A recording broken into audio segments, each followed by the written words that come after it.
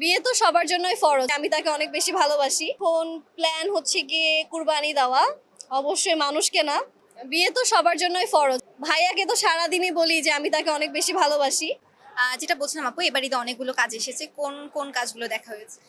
আমার এবার ঈদে আসলে অনেকগুলো কাজ দেখার ইচ্ছা ছিল, বাট দাগিটা দেখা হয়েছে। নিশো ভাইয়ের সবসময় আমি অনেক বড় একজন ফ্যান। আর নিশো ভাইয়ের স্টোরিটা আমার সবসময় ভালো লাগে, তার অ্যাক্টিং এর আমি একটা খুবই মানে ছেলে আর্টিস্টের মধ্যে আমার নিশো ভাইয়ের অ্যাক্টিং খুবই ভালো লাগে, তো তার মুভিটা মিস করা যেত না। And তার ফ্যামিলির সাথে আসলে মুভিটা দেখা হয়েছে, তো ডিফারেন্ট একটা এক্সপিরিয়েন্স ছিল। এছাড়া বরবাদ, জংলি, সবগুলো মুভি মোটামুটি দর্শকদের মন কেড়েছে। বরবাদের নিয়ে যেরকম একটা সাড়া পেয়েছে, অবশ্যই আপনি দেখেছেন দর্শকদের যেরকম একটা আগ্রহ ছিল, আপনার কি মনে হয়েছে বরবাদ ঠিক এরকমই ছিল? আমার ইচ্ছা আছে বরবাদ দেখার, আসলে আমি এখনো বরবাদটা দেখিনি, বাট ইচ্ছা আছে। আর আমার কাছে মনে হয় এবার প্রত্যেকটা মুভি অনেক সাড়া ফেলেছে, তো সবগুলো মুভি বরবাদ, জংলি, দাগি তো দেখা হলোই, সবগুলোতেই আপাতত দেখার ইচ্ছা আছে। কিন্তু এই যে প্র্যাকটিস চলছে এখন তো পারছি না, বাট হয়তো প্র্যাকটিসের পরে। আপুর হচ্ছে যদি জানতে চাই বড় পর্দায় কাজ করার ইচ্ছা আছে কিনা?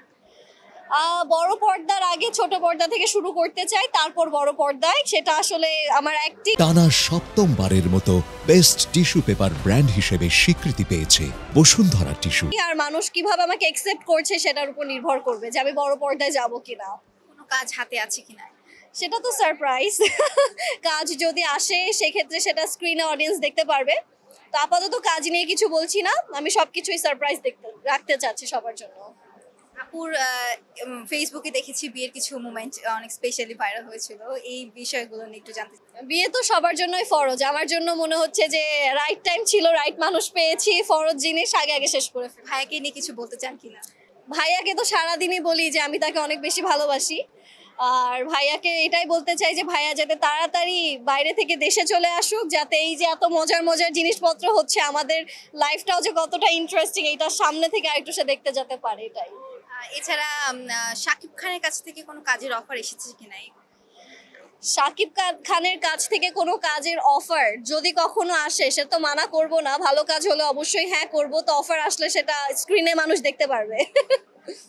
আর আর সবশেষ কুরবানি ঈদে কোনো কাজ বা কোনো কিছু আসতে চলছে?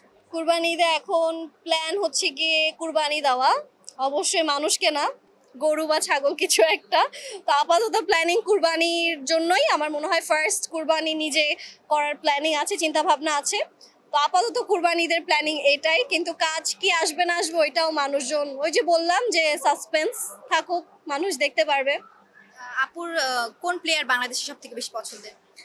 আমার বাংলাদেশের আসলে মুশফিক ভাইয়ের খেলা খুব ভালো লাগে, সাকিব আল হাসান তার খেলাও ভালো লাগে। তো মোটামুটি আমি এটা আগেও বলেছি যে যারা আমার থেকে ভালো খেলতে পারে তাদের সবার খেলাই ভালো লাগে, কারণ সবার থেকে শেখার অনেক কিছু আছে।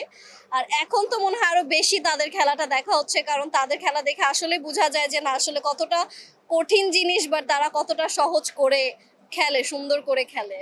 আপুকে দেখতে অনেকেই রাশিয়ান বলেন, আসলে কি আপু এটা মনে করে? আমার চোখ হচ্ছে বাঙালিদের চোখ, হেয়ার বাঙালিদের হেয়ার কালার, তো রাশিয়ান যদি চিন্তা করেও থাকে এটা আসলে এখানে আসলে আমার কিছু বলার নেই, আমি মনে প্রাণে ভিতর থেকে বাঙালি।